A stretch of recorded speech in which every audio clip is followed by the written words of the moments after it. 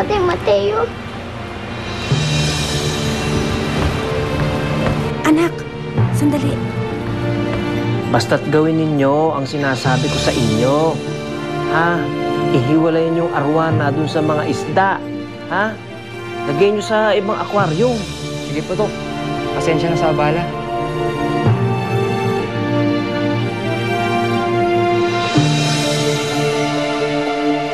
Si Daldalita. Dali, Bobby. Kunin mo yung bag. Kailangan ba nating umalis ngayong gabi? Baka pwede bukas na lang. Ang sarap kasi ng kama dito, oh. Oh. Bahala ka na nga sa buhay mo. Kung gusto mong maiwan dito, sige. Pero kami ng anak ko, aalis kami ngayong gabi. Kung ayaw ni Mateo kay Daldalita, pues, hindi natin siya kailangan. Daldalita? Oh, ay bakit ka umiiyak? Ha? Kasi po, sabi niyo po, ibabalik na po ako kung saan niyo po ako napulot eh. Hindi. Mali ang narinig mo. Talaga po? May problema kami sa zoo. Hindi niyo po ako papalisin dito sa bahay niyo? Bakit naman kita paalisin? Ikaw naman kung ano-anong iniisip itong batang ito. Eh kasi po, akala ko po, galit po kayo sa akin. Daldalita, hindi ako galit. Siyempre, medyo malungkot lang ako sa nangyari, pero hindi kong iisipin na ang anak ko ay hindi mabait. Talaga po? Oo naman. Mahal na mahal kaya kita, Daldalita. Mahal na mahal ko rin po kayo.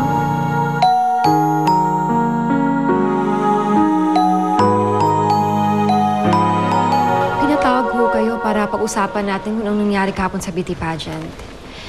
Dito ho kasi sa Morning Glory, ayaw talaga namin nag-aaway-away yung mga students. Kaya sana na maging okay na sila as soon as possible.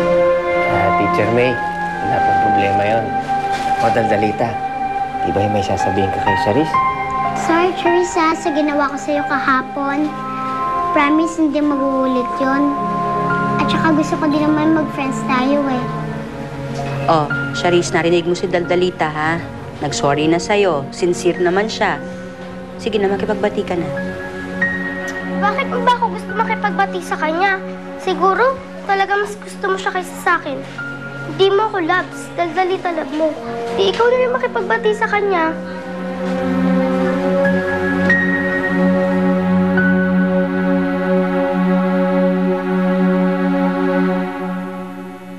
Ano? Ikaw pa yung nag-sorry? Eh, hindi naman ikaw nag-umpisa ng gulo? Eh, gusto po kasi yung Tatay Mateo na gawin ko po yun. At saka po may kasalanan din po ako kay Charisse. Kahit na. Pinagtanggol mo lang yung sarili mo.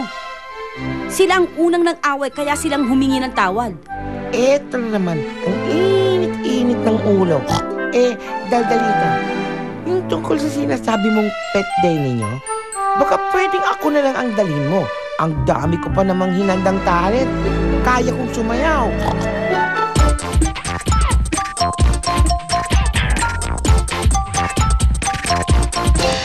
Basta, Bobby ha, dapat maaga ka magising at saka maligo ka para mabango ka. For your information, marami din akong talent. Kaya kong kumanta. Bumenta na yan. Wala ka na bang alam gawin kundi kumanta at sumayaw? Hindi tulad ko. Kaya kong umarte. My brother is not a pig. Hindi siya baboy.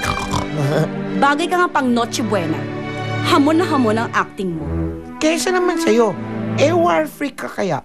Paano kung mang-away ka ng ibang pets doon? Ops, ops, ops! Huwag pong mag-aaway. Pinayas ko naman po kayo dadalhin sa school eh. Uy, ate. Kanina ka pa walang kay Bujon, ah.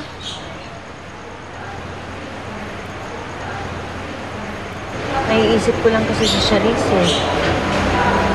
Tatampo yata yung bata sa akin, hindi ako kinikibo. Sama ang loob. Oh, eh ano naman yung kinasama na loob niya sa'yo? Ano pa nga ba? Eh di syempre si Daldalita. Ikaw naman kasi ate, Alam mo namang selosa yung anak ni Kuya Sam eh. Palagi mo na lang kinakampihan yung anak ni Doc Mateo. Malamang talaga magtatampo yun. Eh, ikaw lang naman palang gumagawa ng sarili mong problema eh. Bakit hindi mo nalang kampihan yung anak ng Sam? Eh, alam mo naman magalit ako kay Daldalita ng walang dahilan. Eh, nagpakumbaba na yung bata. Nag-sorry na doon sa nagawa niyang kasalanan. Eh, yun naman pala eh. Baka yung Charis na yung may problema.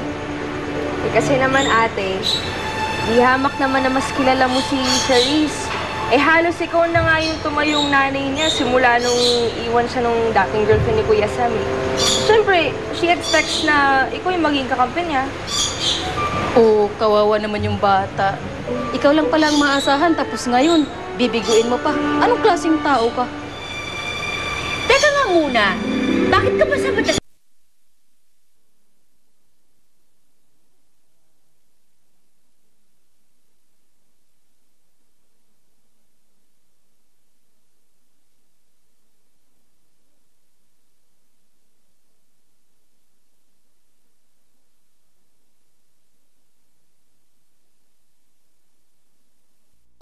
Bitawan mo ko.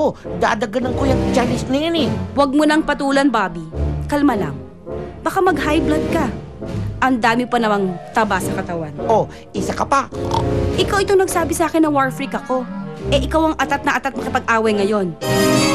Basta, Daldalita, lagi mong tandaan ang sinabi ko. Umiwas ka na lang kay Charisse para malayo ka na sa gulo, ha? Good morning, class.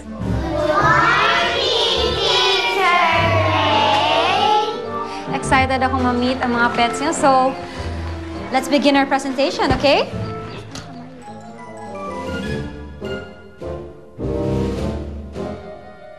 Ang name ng pet ko ay Portia. Marami siyang kayang gawin. Ready, Portia? Jump, Portia. I said jump! Laos naman pala to si Porsche. Laos! Boo!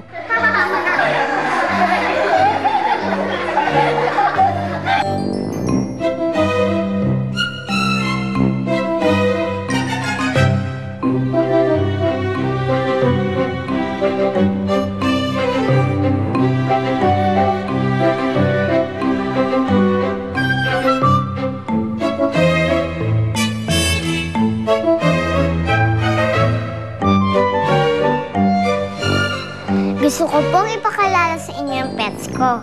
Ito po si Mother Daisy. Ito naman po si Bobby. Hindi lang po sila pets. Pamilya ko din po sila.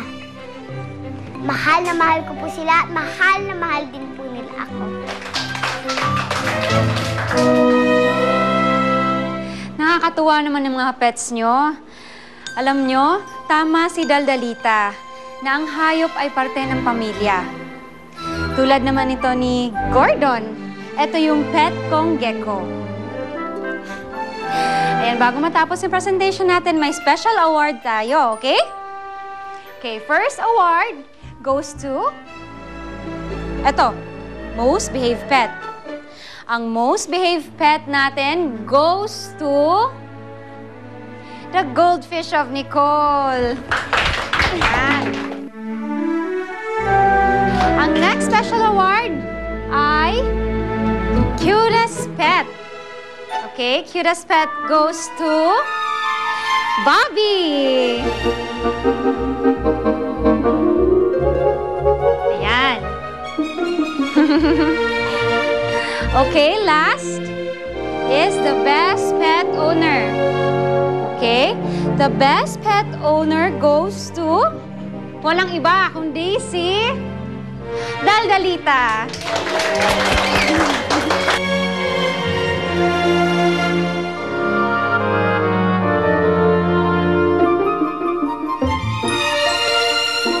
Cutest pet daw? Ano namang cute dyan sa baboy na yan, ha? Hay naku, magpro-protesta talaga ako. Mother Daisy, kahit si Bobby naman po yung cutest pet, kayo naman po ang best mother on the world. Oh, thank you, Daldalita. At ikaw naman ang best anak in the whole wide world. Ano yun? Bobby, tingnan mo nga kung ano yung gumagalaw doon. Ha? Bakit ako? Eh di ba ikaw yung cutest? Tingnan natin baka ikaw din yung bravest. Ayoko nga. Natatakot ako eh. Ganito, sabay-sabay na lang natin tingnan. Sige. 1, 2, 3. Ah! Portia! Abangan